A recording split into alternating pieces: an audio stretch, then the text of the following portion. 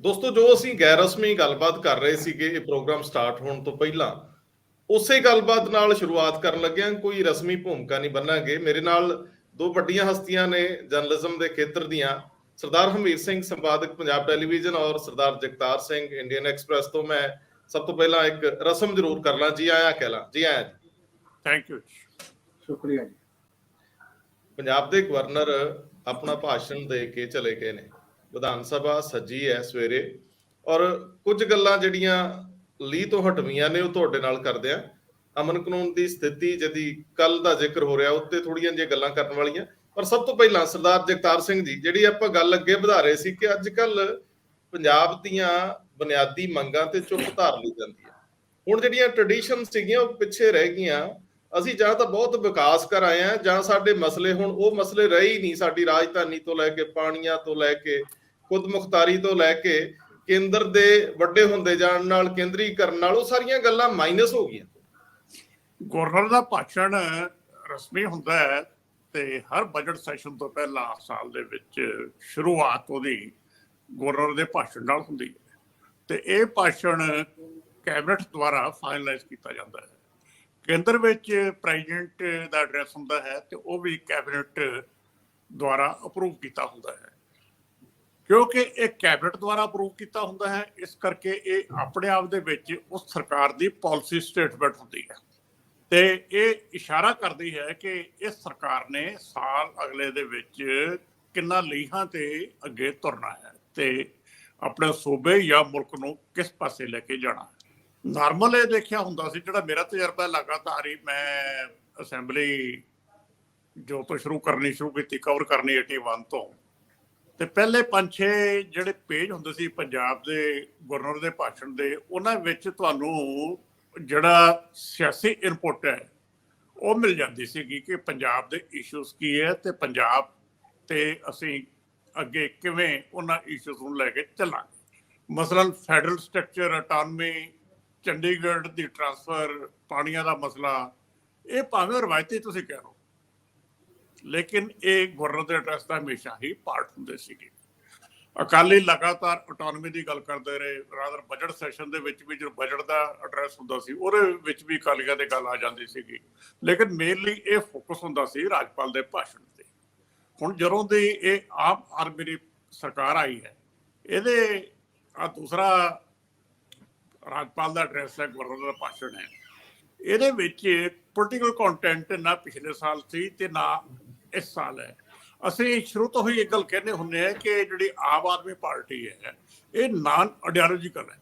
Basically party ਦਾ ਕੋਈ ਸਿਧਾਂਤ ਹੁੰਦਾ ਹੈ, ਸਿਧਾਂਤ ਇਹਨਾਂ ਦਾ ਸਿਰਫ ਇਹ ਐਂਟੀ ਕਰਪਸ਼ਨ ਮੁੱਦੇ ਤੇ ਸਰਕਾਰ ਇਹਨਾਂ ਨੇ ਬਣਾਈ ਸੀ, ਲੇਕਿਨ ਪੰਜਾਬ ਸਿਰਫ ਐਂਟੀ ਕਰਪਸ਼ਨ ਗੱਲ ਨਹੀਂ ਹੈ ਔਰ ਇਹਨਾਂ ਦਾ ਐਂਟੀ ਕਰਪਸ਼ਨ ਮੁੱਦਾ ਹੀ ਉੱਭਰ ਕੇ ਜ਼ਿਆਦਾ ਸਾਹਮਣੇ ਆ ਰਿਹਾ ਹੈ।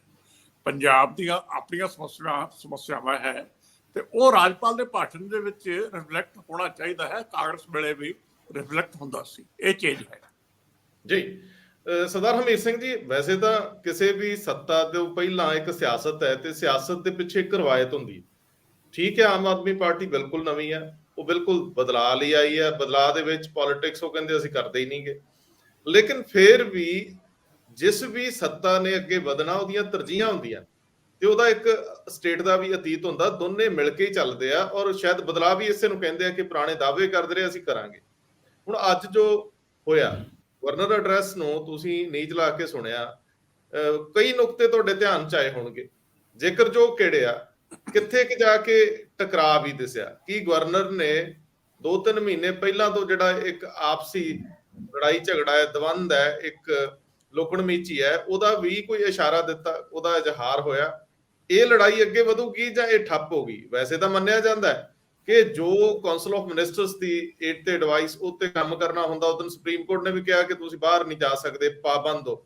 ਸਰਕਾਰ ਨੇ ਭਾਸ਼ਣ ਬਣਾ ਕੇ ਦਿੱਤਾ। ਇਹਦਾ ਮਤਲਬ ਗਵਰਨਰ ਸਾਹਿਬ ਨੂੰ ਤਾਂ ਮਾਈਨਸ ਕਰ ਲਈਏ, ਸਰਕਾਰ ਦੀਆਂ ਤਰਜੀਹਾਂ ਇਹਦੇ ਚੋਂ ਦਿਸਦੀਆਂ ਹੁੰਦੀਆਂ। ਕੀ ਅਜੇ ਸਿਆਸੀ ਮੈਚੁਰਿਟੀ ਦੇ ਨਜ਼ਰੀਏ ਤੋਂ ਤਾਂ ਜਿਵੇਂ ਸਰਦਾਰ ਜਗਤਾਰ ਸਿੰਘ ਹੁਣਾਂ ਗੱਲ ਕੀਤੀ ਹੈ, ਪਰ ਵੈਸੇ ਅੱਜ ਕੁੱਲ ਮਿਲਾ ਕੇ ਹੈ ਕੀ ਸੀ ਇਹ ਪੈਕੇਜ? ਕੀ ਸੀ ਗਵਰਨਰ ਦਾ ਐਡਰੈਸ? ਸਰਕਾਰ ਦੀ ਤਸਵੀਰ ਹੁੰਦਾ, ਤਸਵੀਰ ਕਿਹੋ ਜਿਹੀ ਬਣੀ?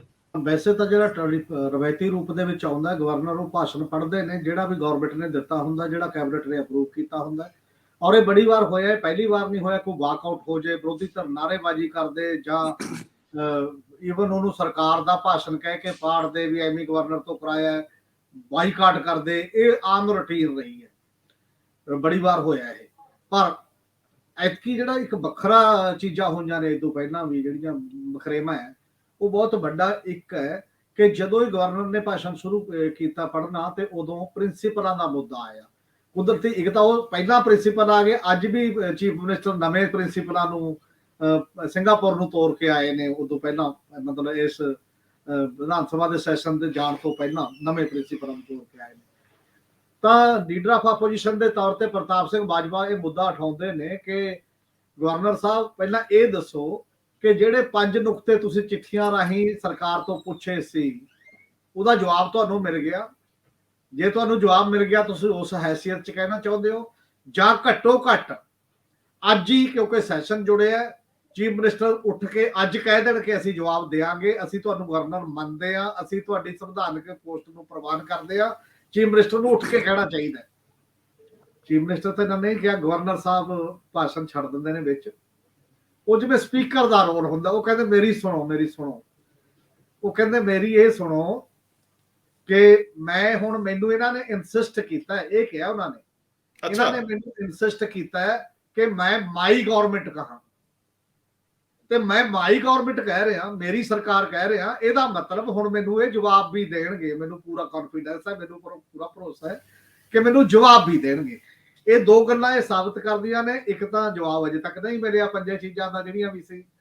ਦੂਜਾ, ਗਵਰਨਰ ਨੂੰ ਹੋ ਸਕਦਾ ਇਤਰਾਜ਼ ਕੀਤਾ ਹੋਵੇ ਜਦੋਂ ਭਾਸ਼ਣ ਗਿਆ ਹੋਵੇ ਕਿ ਮੈਂ ਮਾਈ ਗਵਰਨਮੈਂਟ ਨਹੀਂ ਕਹਿਣਾ। ਉਹਨਾਂ ਨੂੰ ਕਿਹਾ ਹੋਊਗਾ ਕਿ ਨਹੀਂ, ਇਹ ਤਾਂ ਪੜ੍ਹਨਾ ਪਊਗਾ, ਮਾਈ ਗਵਰਨਮੈਂਟ ਤਾਂ ਤੁਹਾਨੂੰ ਕਹਿਣਾ ਪਊਗਾ। ਤੇ ਜਿਹੜਾ ਉਹਨਾਂ ਨੇ ਉੱਪਰਲੀ ਦੱਸਤਾ ਵਿਧਾਨ ਸਭਾ ਦੇ ਵਿੱਚ, ਜਗ ਜ਼ਾਹਰ ਕਰਤਾ, ਮੈਨੂੰ ਇਨਸਿਸਟ ਕੀਤਾ ਗਿਆ। ਔਰ ਦੂਜੀ ਗੱਲ ਇਹ ਹੈ ਕਿ ਜਿਹੜੇ ਬਾਕੀ ਦੇ ਸਾਰੇ ਮੁੱਦੇ, ਆਪੋਜੀਸ਼ਨ ਨੂੰ ਇਹ ਕਹਿੰਦੇ ਰਹੇ ਕਿ ਬੈਠੋ, ਤੁਸੀਂ ਮੇਰੀ ਗੱਲ ਸੁਣੋ।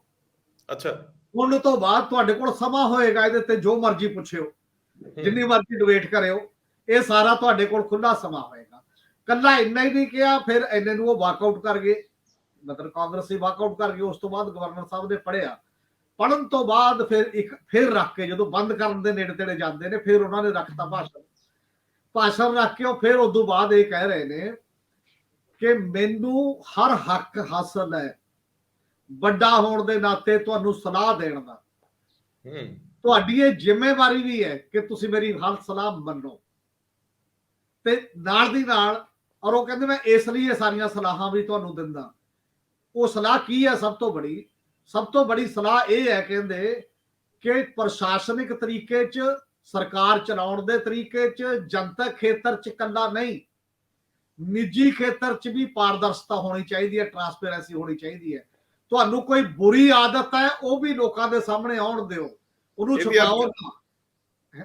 ਤੇ ਬੁਰੀ ਅਰਥ ਲੋਕ ਕੱਢਣਗੇ ਕੀ ਜਿਹੜੀਆਂ ਬੁਰੀਆਂ ਆਦਤਾਂ ਨੇ, ਕਿਹਦੇ ਬਾਰੇ ਰੈਫਰੈਂਸ ਹੈ ਗਵਰਨਰ ਦਾ। ਉਹ ਕਹਿੰਦੇ ਜੇ ਤੁਹਾਡੀਆਂ ਬੁਰੀਆਂ ਨਿੱਜੀ ਆਦਤਾਂ, ਜਿਹੜੀਆਂ ਬੁਰੀਆਂ ਆਦਤਾਂ ਨੇ, ਉਹ ਵੀ ਲੋਕਾਂ ਦੇ ਸਾਹਮਣੇ ਆਉਣਗੀਆਂ, ਤਾਂ ਤੁਹਾਡੇ ਸਾਥੀ, ਦੋਸਤ, ਮਿੱਤਰ ਤੁਹਾਨੂੰ ਕਰੈਕਟ ਕਰ ਸਕਣਗੇ, ਤੁਸੀਂ ਠੀਕ ਹੋਣ ਪਾਸੇ ਵੱਲ ਨੂੰ ਵਧੋਗੇ। ਇਹ ਬੁਨਿਆਦੀ ਸਵਾਲ ਹੈ। ਜੇਕਰ ਤੁਸੀਂ ਸੱਤਾ ਚਾਹ ਰਹੇ ਹੋ ਤਾਂ ਇਸ ਗੱਲ ਕਰਕੇ ਚੱਲਣਾ ਚਾਹੀਦਾ। ਇਦੋਂ ਬਾਅਦ ਫਿਰ ਉਹ ਬਾਕੀ ਕਹਿੰਦੇ ਨੇ ਵੀ ਇਹ ਸਾਰੀਆਂ ਚੀਜ਼ਾਂ ਤਾਂ ਉਹ 'ਚ ਹੈ ਨਹੀਂ ਨਾ। ਅੱਗੇ ਫਿਰ ਉਹ ਕਹਿੰਦੇ ਨੇ ਵਾਹਿਗੁਰੂ ਜੀ ਕਾ ਖਾਲਸਾ ਤੇ ਰੰਗਲਾ ਪੰਜਾਬ ਤੇ ਜੈ ਹਿੰਦ ਭਾਸ਼ਣ ਉਹ ਕਰਦੇ ਨੇ। ਹੁਣ ਸਭ ਤੋਂ ਬੜਾ ਸਵਾਲ ਇਹ ਹੈ ਕਿ ਗਵਰਨਰ ਸਾਹਿਬ ਨੇ ਉਸ ਮਰਿਆਦਾ ਦਾ ਉਲੰਘਣ ਕੀਤਾ, ਜਿਹੜੀ ਇੱਕ ਜਨਤਕ ਕਿਤੇ ਜਾ ਕੇ ਸਪੀਚ ਹੁੰਦੀ ਹੈ, ਜਨਤਕ ਬਾਕੀ ਨੇ। ਸੁਪਰੀਮ ਕੋਰਟ ਨੇ ਦੋਨਾਂ ਨੂੰ ਇਹ ਕਿਹਾ ਸੀ ਬਿਠਾ ਕੇ, ਦੋਨੋਂ ਆਪਣੀ ਆਪਣੀ ਮਰਿਆਦਾ ਦਾ ਪਾਲਣ ਕਰੋ। ਵਿਧਾਨ ਸਭਾ ਦੇ ਵਿੱਚ ਇਹ ਮੰਨਿਆ ਜਾਂਦਾ ਹੈ ਕਿ ਉਹ ਅੱਖਰ ਗਵਰਨਰ ਪੜ੍ਹਦੇ ਨੇ। ਇਹ ਤਾਂ ਹੋਇਆ ਜਦੋਂ ਰੌਲਾ ਪਿਆ ਕਿਤੇ ਗਵਰਨਰ ਨੇ ਉੱਚੀ ਪੜ੍ਹਤਾ ਜਾਂ ਕੁਝ ਪਹਿਰੇ ਛੱਡਤੇ ਵੀ ਆਹ ਪੜ੍ਹੇ ਸਮਝੇ ਜਾਣ ਉਦੋਂ ਤੱਕ, ਤਾਂ ਕਿ ਉਹ ਜਲਦੀ ਨਿਬੜ ਜੇ, ਇਹ ਹੁੰਦਾ ਰਿਹਾ। ਪਰ ਗਵਰਨਰ ਸਾਹਿਬ ਰੁਕ ਕੇ ਬਾਕੀ ਆਪਣੀ ਵਿਆਖਿਆ ਵੀ ਆਪ ਨਾਲ ਕਰਦੇ ਜਾਣ ਚੀਜ਼ਾਂ 'ਚ। ਮੈਨੂੰ ਲੱਗਦਾ ਪਹਿਲੀ ਵਾਰ ਹੋਇਆ ਗਵਰਨਰ ਆਪਣੀ ਮਰਿਆਦਾ, ਆਪਣੀ ਲਕਸ਼ਮਣ ਰੇਖਾ ਟੱਪੇ ਨੇ। ਇਹ ਸਾਰੇ ਮਾਮਲੇ 'ਚ, ਅਸੈਂਬਲੀ ਦੇ ਮਾਮਲੇ, ਝਗੜਾ ਤੁਹਾਡਾ ਅਲੱਗ ਹੋਏਗਾ, ਉਹ ਅਲੱਗ ਚੀਜ਼ਾਂ ਨੇ ਜਿਹੜੀਆਂ ਵੀ ਸਭ ਦੇ ਸਾਹਮਣੇ। ਤੇ ਦੂਜੀ ਗੱਲ, ਹੁਣ ਸਰਕਾਰ ਨੇ ਵੀ ਸੁਪਰੀਮ ਕੋਰਟ ਨੂੰ ਇਹ ਕਿਹਾ ਸੀ, 2 ਦਿਨ ਲੰਘ ਗਏ ਨਾ, ਕਿਸੇ ਸੈਕਟਰੀ ਦੀ ਡਿਊਟੀ ਲਾਓ ਗਵਰਨਰ ਨੂੰ ਜਾ ਕੇ ਮਿਲਣ ਦੀ, ਤੇ ਉਹਨੂੰ ਆਹ ਚੀਜ਼ਾਂ ਦੱਸੋ, ਜਿਹੜੀਆਂ ਵੀ ਚੀਜ਼ਾਂ ਸਾਰੀਆਂ ਹੋ ਰਹੀਆਂ ਨੇ। ਇਹਦਾ ਮਤਲਬ ਸਰਕਾਰ ਦੇ ਕੰਨ ਤੇ ਵੀ ਜੇ ਜੋ ਨਹੀਂ ਸਰਕੀ 2 ਦਿਨ ਵਿਧਾਨ ਸਭਾ ਵਿੱਚ ਰਹਿੰਦੇ ਸੀ 2 ਦਿਨ ਜਾਇਆ ਜਾ ਸਕਦਾ ਜੀ, ਘੰਟੇ ਦਾ ਕੰਮ ਹੈ ਲੈ ਕੇ ਉਹ 5 ਚਿੱਠੀਆਂ ਵੀ ਆਹ ਮਾਮਲਾ ਜੀ ਸਾਨੂੰ ਸੁਪਰੀਮ ਕੋਰਟ ਨੇ ਕਿਹਾ ਤੇ ਅਸੀਂ ਜਾ ਕੇ ਤੁਹਾਨੂੰ ਆਹ ਇਨਫੋਰਮੇਸ਼ਨ ਦੇ ਰਹੇ ਹਾਂ। ਇਹਦਾ ਮਤਲਬ ਅਜੇ ਉੱਥੇ ਖੜਾ ਹੈ ਮਾਮਲਾ, ਸੁਪਰੀਮ ਕੋਰਟ ਦੀ ਜੱਜਮੈਂਟ ਆ ਗਈ, ਉਹਨੂੰ ਐਗਜ਼ੀਕਿਊਟ ਕਰਨ ਦਾ ਜਿਹੜਾ ਤਰੀਕਾ ਹੈ ਉਧਰੋਂ ਤਾਂ ਹੋਣਾ ਹੀ ਸੀ ਕਿਉਂਕਿ ਸੰਵਿਧਾਨਕ ਤੌਰ ਤੇ ਗਵਰਨਰ ਸੈਸ਼ਨ ਨਹੀਂ ਸੀ ਰੋਕ ਸਕਦੇ, ਸੈਸ਼ਨ ਹੋ ਗਿਆ। ਪਰ ਜਿਹੜਾ ਉਹ ਬਾਕੀ ਦਾ ਮਾਮਲਾ ਚੱਲ ਰਿਹਾ ਗਵਰਨਰ ਦੇ ਭਾਸ਼ਣ ਦੇ ਵਿੱਚ ਰੁਕ ਕੇ ਆਪਣੀਆਂ ਗੱਲਾਂ ਕਹਿਣਾ ਤੇ ਸਰਕਾਰ ਵੱਲੋਂ ਅਜੇ ਤੱਕ ਨਾ ਜਾਣਾ। ਸਰਕਾਰ ਨੇ ਬਾਹਰ ਕੀ ਕਿਹਾ ਉੱਥੇ ਨਹੀਂ ਭਗਵੰਤ ਮਾਨ ਨੇ ਕਿਹਾ, ਬਾਹਰ ਜਦੋਂ ਪ੍ਰਿੰਸੀਪਲ ਗਏ ਪੱਤਰਕਾਰਾਂ ਨੇ ਪੁੱਛਿਆ ਕਿ ਕ੍ਰਾਈਟੇਰੀਆ ਕੀ ਹੈ ਜੀ ਪ੍ਰਿੰਸੀਪਲਾਂ ਨੂੰ ਭੇਜਣ ਦਾ, ਉਹ ਕਹਿੰਦੇ ਕ੍ਰਾਈਟੇਰੀਆ ਬਹੁਤ ਵਧੀਆ, 4 ਪੜਾਵਾਂ ਚ ਸਕਰੀਨਿੰਗ ਹੁੰਦੀ ਹੈ, ਰਿਜ਼ਿਊਮ ਲਿਆ ਜਾਂਦਾ, 5 ਮੈਂਬਰੀ ਇੱਕ ਕਮੇਟੀ ਬਣੀ ਹੋਈ ਹੈ, ਕਈਆਂ ਨੂੰ ਅਸੀਂ ਮੋੜ ਦਿੰਦੇ ਆ, ਕਈਆਂ ਨੂੰ ਅਸੀਂ ਦੁਬਾਰਾ ਲਿਆਉਣੇ ਆ। ਇਹ ਹੁਣ ਗੋਲ ਮੋਲ ਗੱਲ ਜੇ ਤੁਹਾਡੇ ਸਮਝ ਆ ਗਈ ਹੋਵੇ ਮੈਨੂੰ ਦੱਸ ਦੇਣਾ, ਉਹ 5 ਬੰਦੇ ਕੌਣ ਨੇ, ਕੌਣ ਅਪਲਾਈ ਕਰ ਸਕਦਾ ਕੌਣ ਨਹੀਂ ਕਰ ਸਕਦਾ, ਕ੍ਰਾਈਟੇਰੀਆ ਹੁੰਦਾ, ਕਿੰਨਾ ਸਮਾਂ ਪਹਿਲਾਂ ਅਪਲਾਈ ਕਰ ਸਕਦਾ, ਕਿਹੜੀ ਉਹਦੀ ਕੁਆਲੀਫਿਕੇਸ਼ਨ ਚਾਹੀਦੀ ਹੈ, ਉਹ ਨੈਸ਼ਨਲ ਅਵਾਰਡ ਹੀ ਚਾਹੀਦਾ, ਉਹ ਸਟੇਟ ਅਵਾਰਡ ਹੀ ਚਾਹੀਦਾ, ਉਹਦਾ ਐਕਸਪੀਰੀਅੰਸ ਕਿੰਨਾ ਚਾਹੀਦਾ ਹੈ, ਉਹ ਚੀਜ਼ਾਂ ਵੀ ਤਾਂ ਹੁੰਦੀਆਂ ਨੇ ਨਾ ਕ੍ਰਾਈਟੇਰੀਆ।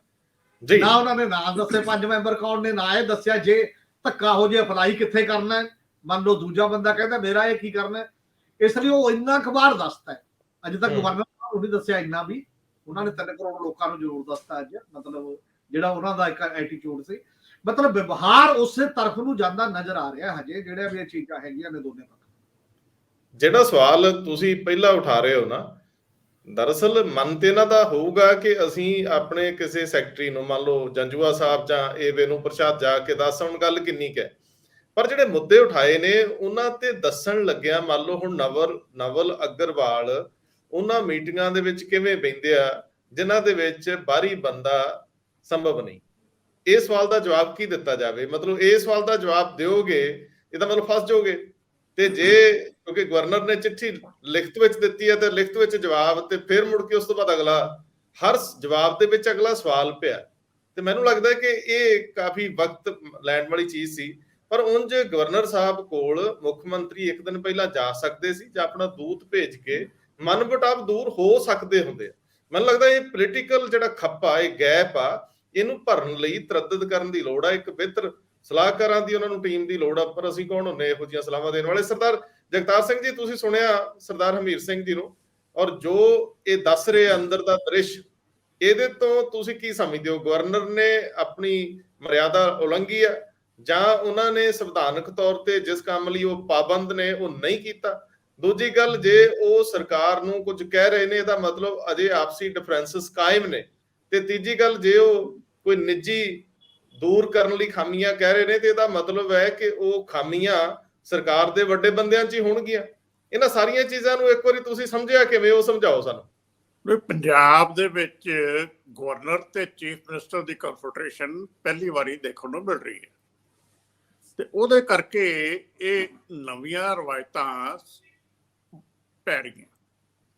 ਅੱਜ ਵਿਧਾਨ ਸਭਾ ਦੇ ਵਿੱਚ ਜੋ ਕੁਝ ਹੋਇਆ, ਜਿਵੇਂ ਹਮੀਰ ਜੀ ਹੁਣੇ ਦੱਸ ਰਹੇ ਹੈ, ਇੱਕ ਰਵਾਇਤ ਹੈ ਕਿ ਰਵਾਇਤ ਵੀ ਹੈ ਔਰ ਗਵਰਨਰ ਐਡਰੈਸ ਦੀ ਲੈਂਗੁਏਜ ਵੀ ਹੈ, ਜਿਹਦੇ ਵਿੱਚ ਮਾਈ ਗਵਰਨਮੈਂਟ ਹੀ ਲਿਖਿਆ ਜਾਂਦਾ ਹੈ ਤੇ ਉਹ ਉਸ ਤਰ੍ਹਾਂ ਹੀ ਪੜ੍ਹਿਆ ਜਾਂਦਾ ਹੈ ਜੀ।